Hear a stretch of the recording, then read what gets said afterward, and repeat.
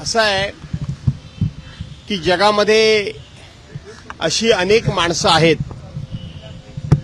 की जे जन्माला येत असताना आपल्याला असं वाटतं की ते आपल्यासारखे सर्वसामान्य माणसं म्हणून जन्माला येतात, परंतु ती दिसायला वागायला सर्वसामान्य माणसं म्हणून आपल्यासारखी वाटत असली तरी ती माणसं आपल्यासारखा सर्वसामान्य जन्म घेऊन जन्माला येत नाही, तर ते एक प्रकारचे अवतारी पुरुष असतात. जन्माला येताना ते काहीतरी अवतार कार्य बरोबर घेऊन जन्माला येतात आणि ते कार्य पार पाडल्यानंतर ते इहलोकी जातात. इथून आपला प्रवास संपवून ते इहलोकी जातात. मग त्याच्यामध्ये आवर्जून नाव घेता येईल ते छत्रपती शिवाजी महाराजांचं नाव घेता येईल, छत्रपती संभाजी महाराजांचं नाव घेता येईल, संत ज्ञानेश्वरांचं नाव घेता येईल, राम गणेश गडकरींचं नाव घेता येईल, डॉक्टर बाबासाहेब आंबेडकरांचं नाव घेता येईल. आणि अशाच पद्धतीनं एक अवतारी पुरुष हे जन्माला आले 100 वर्षापूर्वी आणि आज ते जरी आपल्यामध्ये नसले तरी त्यांनी दिलेला संदेश, त्यांनी दिलेला विचार, त्यांनी त्यांच्या जीवनामध्ये जी एक घडवलेली क्रांती आहे ते अवतारी पुरुष म्हणजेच हिंदू हृदय सम्राट शिवसेना प्रमुख माननीय बाळासाहेब ठाकरे यांचं हे वर्ष जन्मशताब्दी वर्ष आहे. त्यामुळं आठवणी अनेक आहेत, अनेक प्रसंग असे डोळ्यासमोर आहेत. ते फक्त शब्दामध्ये शब्दबद्ध करता येणार नाहीत, तर शेवटी शिवसेना प्रमुखांना श्रद्धांजली अर्पण करणं आणि त्यांच्या आठवणींना उजाळा देणं हा आजचा दिवस आहे. राज ठाकरे यांनी पोस्ट केलेली आहे, आरपारच्या राजकारणात मी जर लवचिकतेची भूमिका घेतली तर ती माझ्या स्वार्थासाठी नसेल. केडीएमसी मधील भूमिकेनंतर त्यांची आजची पोस्ट, त्यामुळे अनेक राजकीय चर्चा सुरू झाल्या. तुमचं काय म्हणणं? असं आहे की आज बाळासाहेबांना श्रद्धांजली अर्पण करण्याचा दिवस आहे. आज बाळासाहेबांच्या आठवणींना जागवण्याचा दिवस आहे. आज बाळासाहेबांचं कार्य हे या पिढीसमोर आणि पुढच्या पिढीसमोर ठेवण्याचा दिवस आहे. त्यामुळं राज ठाकरेंनी काय राजकीय पोस्ट केली त्याच्यावर भाष्य करण्याचा मी आजचा दिवस समजत नाही. आणि आपण या स्मृतीस्थळावर उभे आहोत, त्या स्मृतीस्थळावर फक्त आणि फक्त बाळासाहेबांची आठवण करणं हेच आजच्या दिवसाचं उचित काम होईल. आजचा दिवस त्याच्याकरता उचित ठरेल. जन्मशताब्दी वर्ष आहे. महायुतीकडून असं म्हटलं जाते की महायुतीच्या मुंबईमध्ये महापौर बसवणं हेच खरी बाळासाहेबांना आदरांजली आहे. एवढ्या वर्षी शिवसेनेचा महापौर असेल आणि जन्मशताब्दीच्या वर्षी नेमका महापौर नाहीये, याचं दुःख आहे का? खरं तर माझ्या मनामध्ये या विषयात प्रचंड प्रचंड प्रचंड दुःख आहे की यंदाच हे वर्ष बाळासाहेबांच्या जन्मशताब्दीचं वर्ष आहे आणि त्याच वर्षी बाळासाहेबांच्या शिवसेनेचा महापौर हा मुंबई महानगरपालिका असणार नाही याच्यासारखं दुःख नाही. आणि म्हणून मी जे कोणी बाळासाहेबांचे विचार आम्ही पुढे घेऊन जातो म्हणून सांगतात, जे कोणी बाळासाहेबांचे खरे आम्ही वारसदार म्हणून सांगतात, त्या सर्वांना आव्हानवजा विनंती करतो की हे बाळासाहेबांचं जन्मशताब्दी वर्ष आहे, इथंच तुमची खरी बाळासाहेबांच्यावर श्रद्धा आहे का? बाळासाहेबांच्यावर तुमचा विश्वास होता का? बाळासाहेबांच्या समोर तुम्ही नतमस्तक होऊ इच्छिता का? बाळासाहेबांना खऱ्या अर्थानं श्रद्धांजली अर्पण करू इच्छिता का? आणि जर करत असाल तर तुम्ही आज उद्धव बाळासाहेब ठाकरेंना सांगितलं पाहिजे.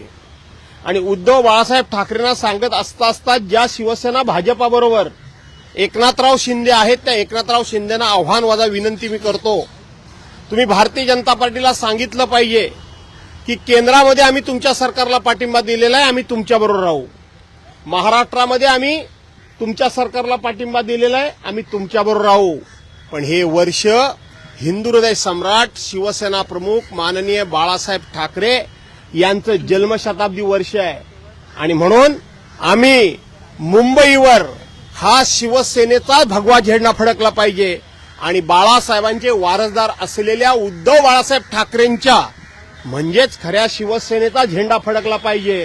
त्यामुळं आम्ही आमचे राजकीय मतभेद बाजूला सारून आम्ही शिवसेना प्रमुखांना खऱ्या अर्थानं श्रद्धांजली अर्पण करण्याकरता म्हणून उद्धव बाळासाहेब ठाकरे जो उमेदवार देतील त्याला आम्ही मदत करू हे सांगण्याचं धाडस एकनाथराव शिंदेनी दाखवलं पाहिजे.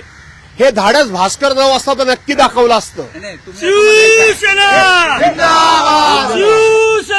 म्हणताय हे दाखवलं पाहिजे धाडस. तुम्ही असं म्हणताय की एकनाथ शिंदेनी पाठिंबा दिला पाहिजे. 100% एकनाथ शिंदेनी तुम्ही तो पाठिंबा घ्याल. तो घेणं न घेणं घ्यायला नाही. मी सांगतो की त्यांनी दिला पाहिजे. त्यांनी भाजपाला पाठिंबा देता कामा नये. बाळासाहेबांचे तुम्ही खरे वारसदार म्हणून सांगत असाल, बाळासाहेबांच्यामुळे आम्ही घडलो, बाळासाहेबांच्यामुळे आम्ही इथं आलो म्हणून सांगत असाल तर बाळासाहेबांच्या जन्मशताब्दीच्या वर्षाच्या दिवशी तुम्ही तुमचा मान सन्मान गर्व अधिकार अहंकार मान अपमान हा बाजूला सारून पाठिंबा बाळासाहेबांच्या जन्मशताब्दी वर्षी बाळासाहेबांच्या शिवसेनेचा झेंडा फडकवण्याकरता तुम्ही कमीपणा घेतला पाहिजे. आणि असं माझं जाहीर आव्हान माझा विनंती असंही आहे. म्हणणं आहे की दोन शिवसेना एकत्र आल्या पाहिजे महापौर निवड करण्यासाठी. महापौर निवड करण्याकरता एकनाथरावांनी उद्धव साहेबांना पाठिंबा दिला पाहिजे. पण त्यात शिंदेचा पण महापौर होऊ शकतो, शिंदेच्या शिवसेनेचा पण महापौर होऊ शकतो. मी पुन्हा सांगतोय की उद्धव बाळासाहेब ठाकरेंचा महापौर करण्याकरता एकनाथ शिंदेनी पाठिंबा दिला पाहिजे. जर बाळासाहेबांना मानत असतील तर एकनाथराव शिंदेना ते दातृत्व दाखवावं लागेल. म्हणूनच सांगतोय तुम्ही लाख म्हणा जग काय म्हणतंय. 19 जून 1966 साली शिवसेनेला जन्म कोणी दिला? बाळासाहेब ठाकरेंनी दिला. बाळासाहेबांचे पुत्र कोण? उद्धव बाळासाहेब ठाकरे आहेत. तुम्ही शिवसेना भाजपच्या नादाला लागून तोडून चोरून घेऊन गेलात म्हणजे तुम्ही तिचे मालक होऊ शकत नाही. शेवटी जनता जनार्दनाला माहिती आहे कोण मालक आहे तो.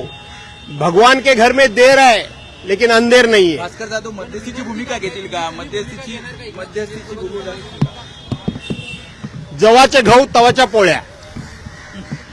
नाही, पण तुम्ही मध्यस्थीची भूमिका घ्याल का? मी सांगितलं ना जेव्हाचे गहू तेव्हाच्या पोळ्या. बरं, पक्षप्रमुखांना मान्य असेल का? उद्धव ठाकरेंना मान्य असेल का हे?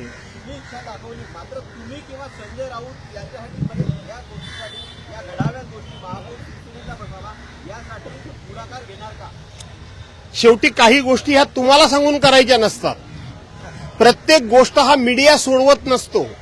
आम्ही जे घडवायचं असतं ते रोज सकाळी सकाळी उठून अशा मी मागे घेतो चुकून तोंडातून गेला. आम्ही तुमच्यासमोर आमच्या भूमिका मांडायच्या नसतात. आमचे प्रश्न तुम्ही सोडवणार नाहीयेत. काही जण सोडवतात, काही जण ते प्रश्न चिघळवतात.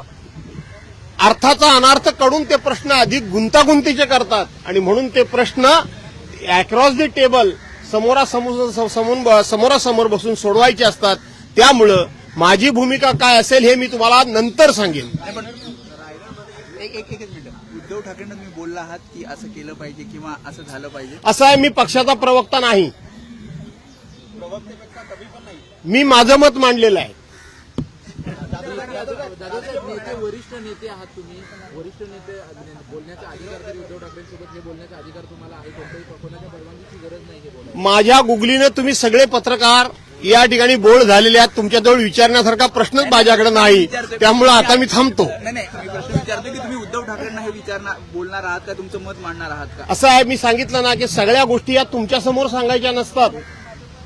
योग्य ठिकाणी योग्य गोष्टी मांडणं, योग्य वेळेला योग्य बोलणं, योग्य वेळेला योग्य निर्णय घेणं आणि योग्य वेळेला योग्य कृती करणं ही खऱ्या अर्थानं राजकारणाची गरज आहे आणि राजकारणातला चाणाक्षपणा असतो.